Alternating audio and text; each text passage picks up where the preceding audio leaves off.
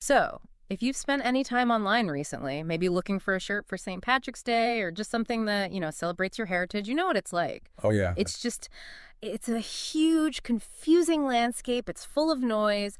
And frankly, a lot of designs that are just plain wrong or even a bit offensive. It's the perfect digital equivalent of a tourist trap, isn't That it? it really is. The barrier to entry to sell this cultural merchandise is basically zero now, which means the whole market is just flooded with, well, with lazy, superficial designs. Uh-huh. And that's what we're getting into today. We're doing a deep dive into some source material that doesn't just critique this problem, what they call the plastic Paddy phenomenon, but it actually holds up a specific collection as like the gold standard for authentic Irish heritage.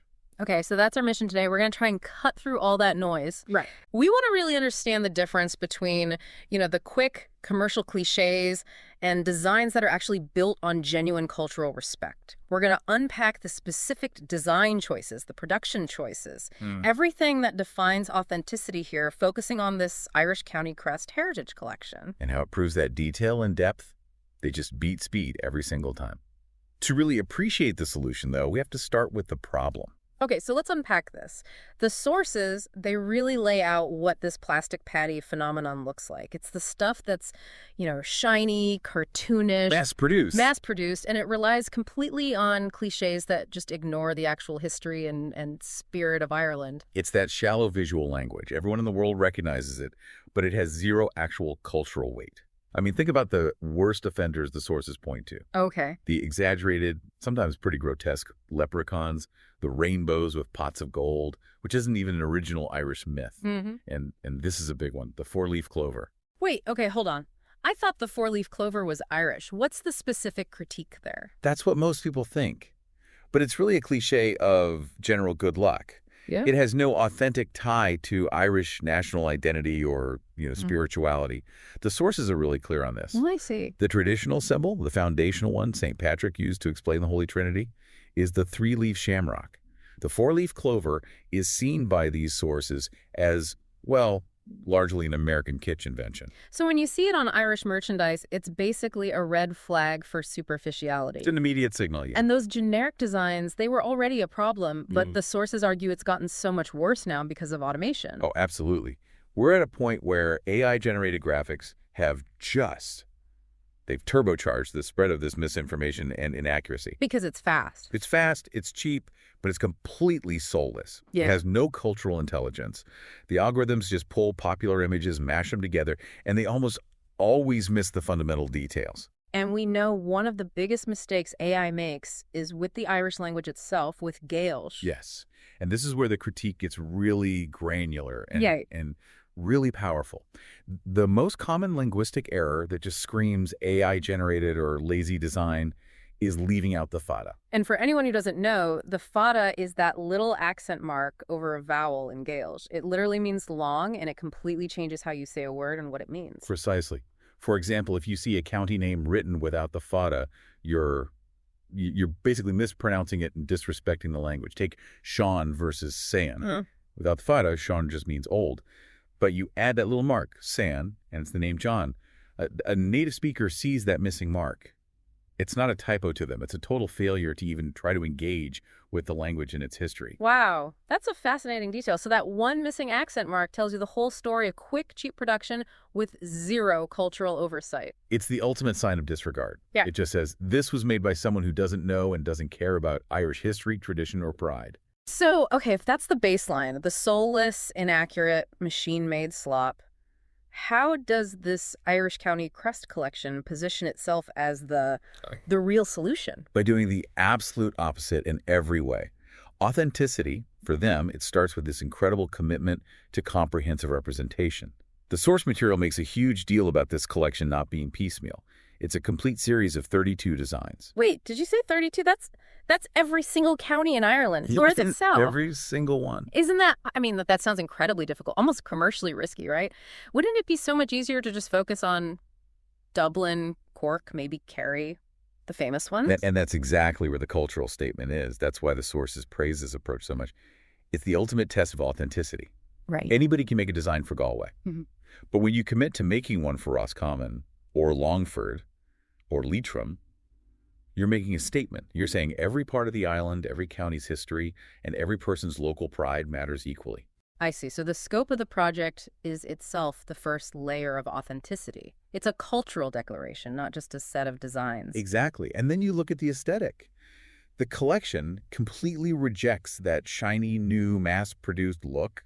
The designs are all deliberately aged and weathered. They have this vintage, timeless feel. They feel heavy, like they actually belong to history, not like something that just rolled off a digital printer 5 minutes ago. That's it. The sources say it gives the designs the weight and spirit of the land itself. They feel like historical artifacts, not fast fashion. Okay, so this is where it gets really interesting for me.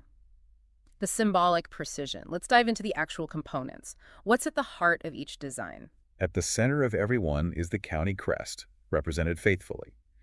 But, and the sources are very careful to clarify this, these are not the copyrighted GAA crests.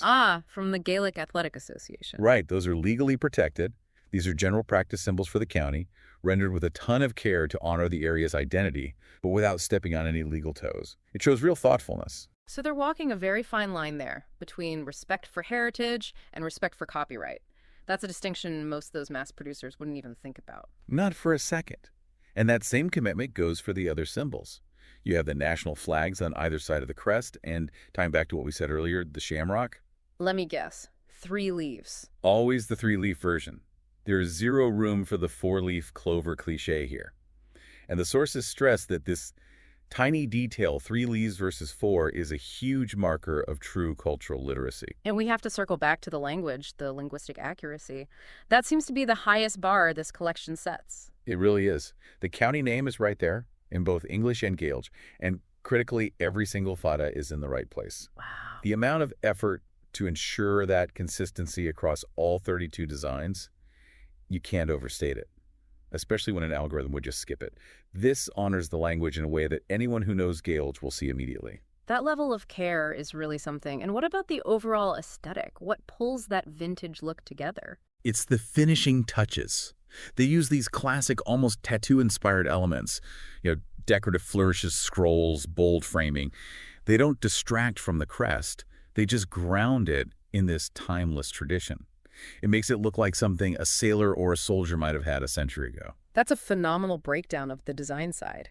But let's pivot for a second to logistics and production, because that's where the rubber meets the road for anyone buying this. And this collection has a very unique model.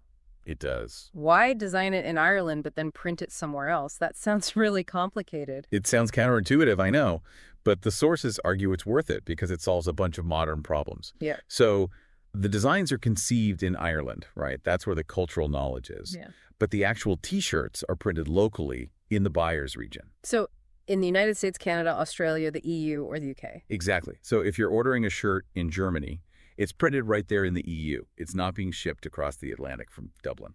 Okay, and that gives the buyer some pretty clear benefits. Oh, huge benefits. Yeah. You get much faster delivery. You completely avoid those painful and unpredictable customs fees and tariffs. Yes. And there's a much smaller environmental footprint. You're not flying heavy packages all over the world. And the sources really emphasize that sustainability angle, too. It's not just about shipping. Correct. Each T-shirt is made to order. Ah. So that radically cuts down on waste and overproduction, which is the complete opposite of that plastic Paddy model of having warehouses full of stuff that might never sell. It's an ethical approach that really aligns with the heritage values. Let's talk about the quality of the shirt itself. I mean, if they're going to all this trouble with the design and the logistics, the materials have to be good. They are. Specs are very clear. Premium Gildan 5000 unisex cotton. It's a classic, durable fit. The print has a soft feel, so it's not that thick, plasticky graphic that cracks. I know exactly what you mean. And double-stitched seams for longevity. Yeah. The whole idea is that the shirt should last as long as the heritage it represents. And the colors, I noticed, stick to that timeless feel. No neon pinks or anything. No, not at all. They stick to a very specific heritage-friendly range. Yeah. Black, white, forest green, turf green, military green, and Irish green. It keeps the whole collection feeling cohesive and, vintage. So if we connect all these dots, the 32 counties, the 3-leaf shamrock, the correct fadas, the ethical production, this is obviously about so much more than just a piece of clothing. It's a profound statement. The sources frame wearing one of these as an active declaration of identity, of pride, and of respect. Yeah. It immediately separates the wearer from someone who just grabbed the first novelty shirt they saw. So what is the wearer actually saying by choosing this? What's the declaration? They're declaring, I know Ireland, I respect its history, I respect every county equally, I care about authenticity, tradition, and heritage.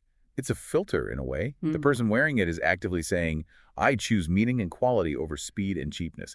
That's a big deal in our disposable culture. So to sort of summarize this deep dive, we've used these sources to really contrast the soulless AI graphics and the plastic Paddy cliches with a collection that's just defined by deep cultural care. Right. It's the difference between a product designed to sell fast and a product designed to last. And what you're left with are these symbols of genuine Irish identity, perfect for St. Patrick's Day or a heritage festival, or really any day of the year. They are the complete antithesis of that AI-generated slop that's flooding the market. Yes. Now, there's one final point the source material really wants to make clear for you, the listener. Exclusivity is important here. Where can people find the real thing? The source is crystal clear on this. The collection is available exclusively at the irelandbuydesign Etsy shop. And this is a really important warning. Okay. If you see these designs anywhere else, they are guaranteed to be cheap, stolen copies. They won't have the quality, the detail, and most importantly, they won't have the accurate cultural markers that the originals do. And that level of intimate detail comes from the creator's background. Precisely. The sources make a point to say the originals are created by someone who was born and raised on the western coast of Ireland. That firsthand lived experience is the guarantee that the respect shown to every crest, every symbol, every word is absolutely authentic. It's the difference between doing research and just knowing. You know, this brings up a really important question for you, the listener, to think about. In our rush for convenience, for low cost, how easily are we sacrificing cultural accuracy and historical weight? The next time you're shopping for any kind of cultural merchandise, just take a second to be critical. Look for those small details we talked about. Is the shamrock three-leafed, signaling a tie to real history? Or is it a four-leaf clover, signaling a focus on commerce? Is the fada in the right place? Is the fada there at all? Those little bits of care are the only real way to measure authenticity and respect. They tell you if a product is preserving a heritage or just capitalizing on it. A really illuminating deep dive into what authenticity means in this digital age.